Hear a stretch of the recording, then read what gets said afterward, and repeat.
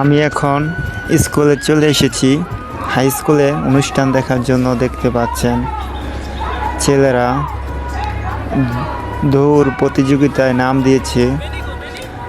তারা দৌড় দিচ্ছে, দৌড় দিয়ে দেখা যায় কে ফার্স্ট হয়।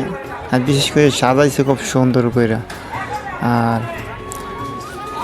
অনেকে দেখতেছে, এখন মেয়েরা দেখতে পাচ্ছেন, মেয়েরা তারাও দৌড়ের প্রতিযোগিতায় নাম দিয়েছে। তারাও